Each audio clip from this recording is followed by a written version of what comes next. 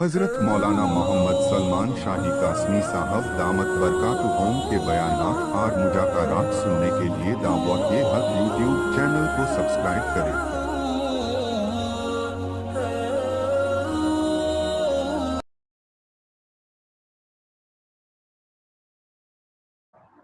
آپ کو معلوم ہے قرآن پاک ایک عظیم کتاب ہے نہیں ہے؟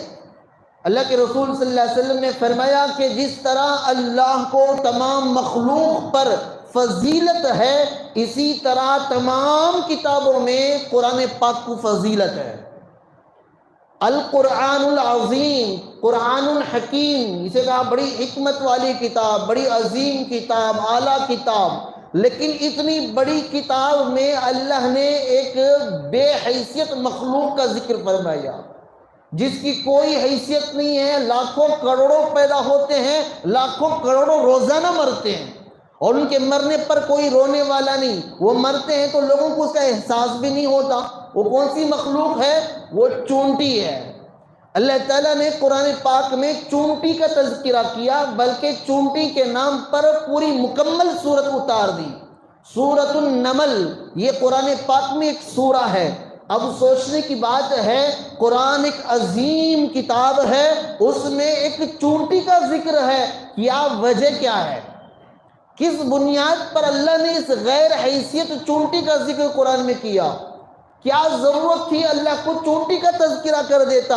کیا ہاتھی مخلوق نہیں ہے؟ کیا سمندر کی مچھلیاں مخلوق نہیں ہیں؟ بے شمار مخلوقات ہیں، کروڑوں لاکھوں اربوں ٹن کے بڑے بڑے لمبے چوڑے ہیں۔ ان ساروں کو چھوڑ کر اللہ نے ایک چونٹی کا، جو پیروں تلے آ جائے تو مر جائے، سینکڑوں کی تعداد میں روزانہ مرتی ہیں، پیدا ہوتی ہیں، جن کے مرنے اور پیدا ہونے کو کسی کو کوئی فرق نہیں پڑتا، لیکن ایسی مخلوق کا تذکرہ اللہ نے قرآن پاک میں کیوں کیا؟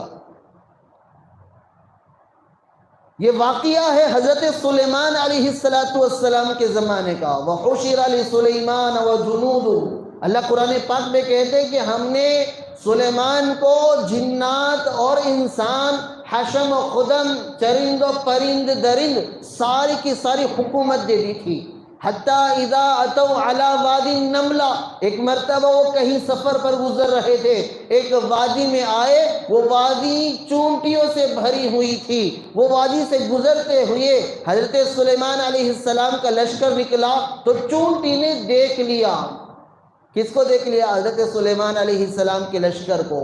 قالت النملہ، اللہ کہتے ہیں قرآن پاک میں، وہ چونٹی کہنے لگے، یا ایھا النمل ادخلوا مساکنکم، اے چونٹیوں سارے کے سارے اپنے اپنے بلوں میں گھس جاؤ۔ لا یحتمن سلیمان وجنودہ، تاکہ سلیمان اور سلیمان کا لشکر تمہیں اپنے پاؤں تلے نہ روند دے۔ میرے بھائیوں، قرآن پاک میں اس واقعے کو بیان کیا، پوری مکمل سورت کا نام نمل رکھ دیا۔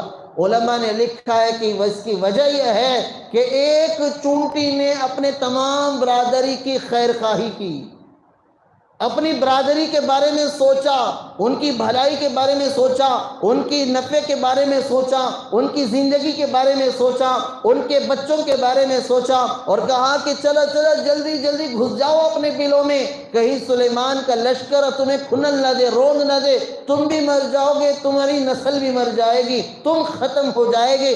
اس بنیاد پر اللہ نے سورہ نمل میں چونٹی کا تذکرہ کر دیا اور امت کو بتایا کہ جو آدمی دوسروں کی بھلائی کے لیے جیتا ہے، اس کی شان یہ ہے کہ وہ اللہ تعالیٰ کے تذکروں میں شمار ہوتا ہے۔ اللہ کے ذکر اس کی زبان، اللہ تعالیٰ اس کا تذکرہ اپنے فرشتوں کے درمیان کرتا ہے۔ میرے بھائیوں، ایک چونٹی نے اپنے مخلوق کے بارے میں، اپنی رعایا کے بارے میں، اپنے معاشرے کے بارے میں سوچا تو اس کے اندر کی خوبی اللہ کو پسند آئی، اس کا تذکرہ قرآن پاک میں کر دیا۔ انسان تو اشرف المخلوقات ہے، انسان میں بھی مسلمان تو مخلوقات میں سب سے افضل انسان ہے۔ اب میرے بھائیوں، اس کی زندگیاں دیکھو کہ ایک دوسرے کی برائی چاہتے ہوئے جی رہے ہیں، ایک دوسرے کو نقصان پہنچانے کے لیے جی رہے ہیں، کہ میرا اگر فائدہ ہوگا تو اپنے بھائی کا گلا کاٹ دوں گا، اس کا ایک ایک خون کا قطرہ بہا دوں گا، میرا فائدہ ہونا چاہیے۔